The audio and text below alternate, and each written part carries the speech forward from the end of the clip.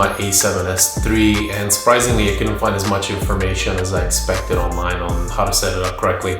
So I did a few things on my own. Picture profiles, compared it to the A7R III in low light performance, and also looked at the new Stabilization to see if it can replace a gimbal potentially. So I'm no expert, but if you find some of this useful, leave me a comment below and let me know if there's anything else we want me to cover.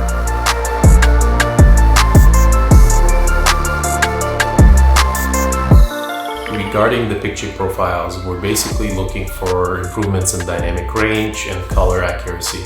So pay attention to the sky and the details in the crane, as well as darker features like the garage doors.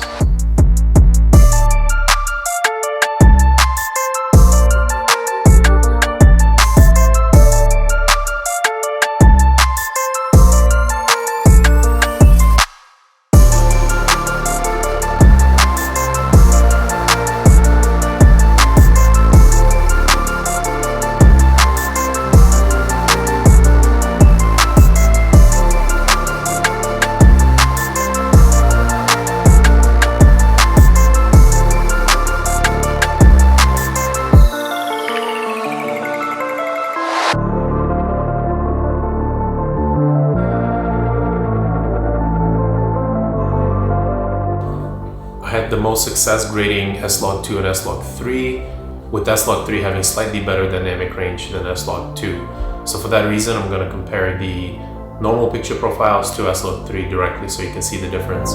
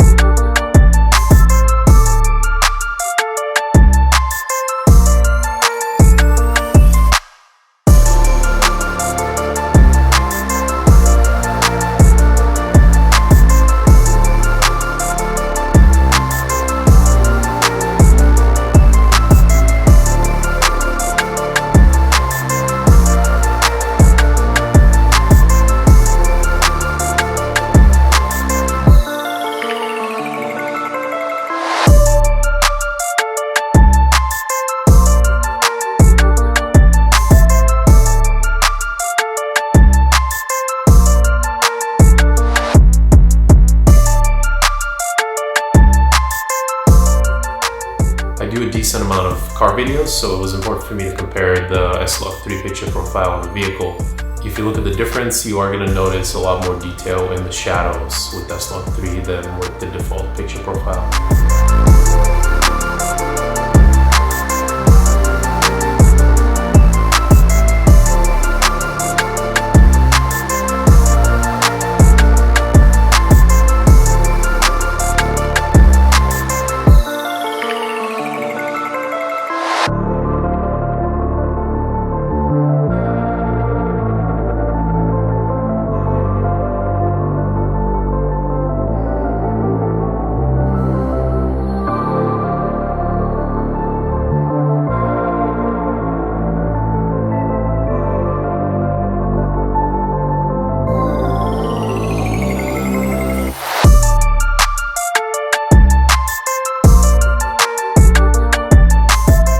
At the noise, the A7R III footage is usable around 20,000 ISO.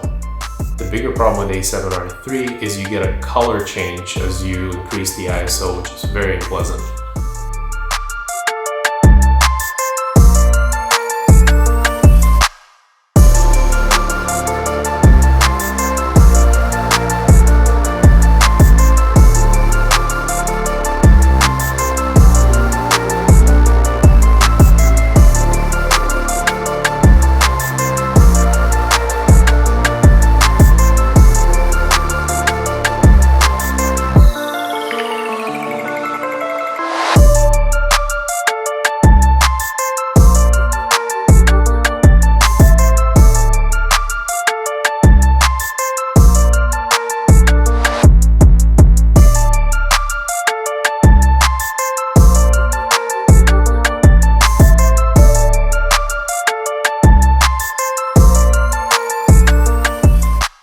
A7S III is usable until around 51,200 ISO.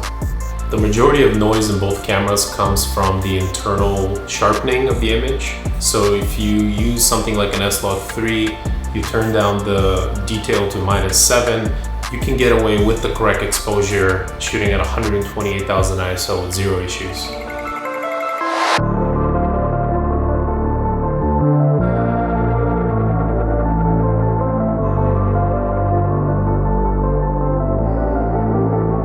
For the stabilization comparison, I did a walking test up to my car, and it's no surprise that with stabilization off or just using the IBIS with the standard stabilization, the footage is very shaky.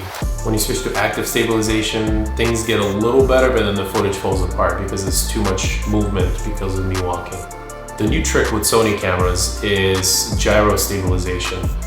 What you have to do is first open the files in Catalyst Browse, which is a new software from Sony. In there, you can stabilize the footage very quickly using the gyro data from inside the camera.